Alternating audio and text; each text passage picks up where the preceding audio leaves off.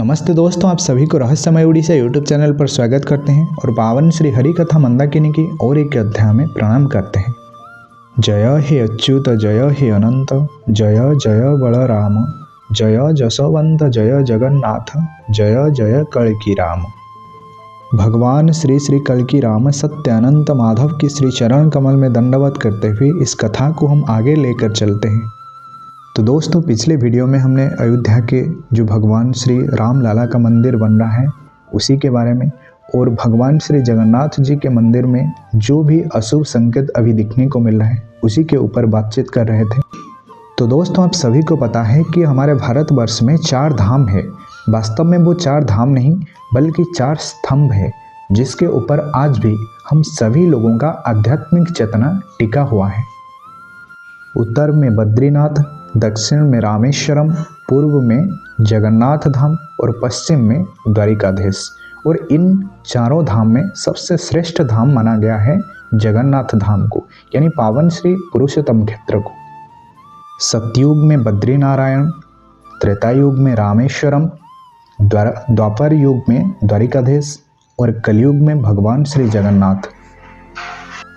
4 धाम में श्रेष्ठ धाम कही जाने वाली जगन्नाथ धाम, आज उसमें इतना सब कुछ परिवर्तन हो रहा है। अगर इतने सारे परिवर्तन को देखकर किसी भी मनुष्य के अंदर कोई भी अनुभव नहीं होता है तो फिर आप अपने को कभी भी परिवर्तित नहीं कर सकते हैं। आज जगन्नाथ मंदिर में जो कुछ भी परिवर्तन हो रहा है वो साधारण नहीं है। वो इसलिए साधारण नहीं है क्योंकि जगन्नाथ मंदिर में किसी का नज़र अभी तक नहीं पड़ा था। यानी आज से कई साल बीत गए, यानी 100 साल बीत गए, लेकिन मंदिर के ऊपर किसी का दृष्टि नहीं पड़ रहा था। लेकिन आज अचानक ऐसा क्या हो गया गवर्नमेंट को कि वो मंदिर में इतना सब कुछ बदलाव कर रहा है।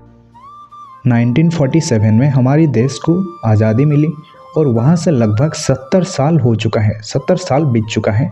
कई गवर्नमेंट आए हैं और कई गवर्नमेंट जा भी चुके हैं, लेकिन कोई भी जगन्नाथ मंदिर के ऊपर विशेष ध्यान नहीं दे रहे थे। लेकिन अचानक ये 5 साल में ऐसा क्या हो गया कि वो इस मंदिर के पीछे ही लग गए हैं।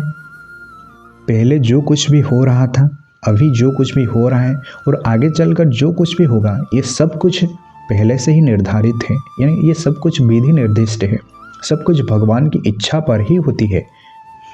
जब प्रभु ने देखा कि अनंत युग यानी आद्य सतयुग का आगमन हो चुका है और धरती पर प्रभु का जन्म हो चुका है, तो अपने भक्तों को एहसास दिलाने के लिए ये सब कार्य वो कर रहे हैं ताकि उनके भक्तों को पहले यकीन हो जाए कि हाँ, मेरे प्रभु आ चुके हैं।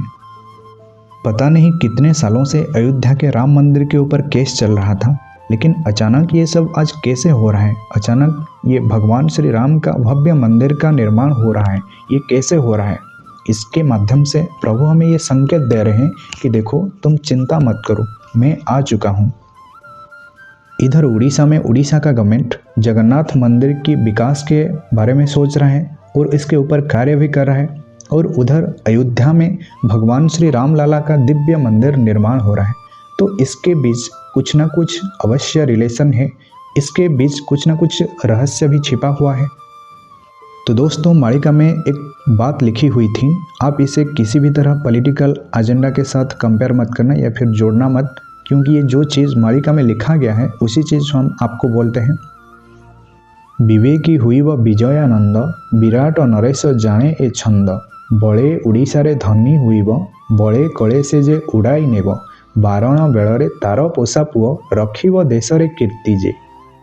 यहाँ महापुरुष श्री श्री अच्युतानंद जी ये बताना चाहते हैं कि हमारे जो उड़ीसा के पूर्वतन मुख्यमंत्री थे उनका नाम था श्री श्री बिजू पटनायक जी।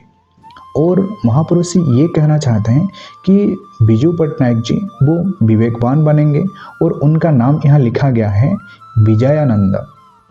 महापुरुष ये भी बताना चाहते हैं कि जो बिजू पटना है उनका पूर्व जन्म वो विराट राजा के रूप में थे।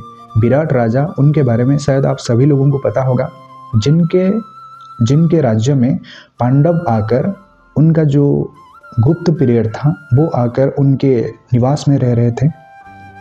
इसके दूसरे पंक्ति में महापुरुष श्री श्री अच्युतानंद जी ये कह रहे हैं कि जो बिजू पटनायक जी वो बहुत ही अच्छा काम करेंगे और उनका नाम चारों तरफ फैल जाएगा, यानी वो बहुत ही नाम कमाएंगे।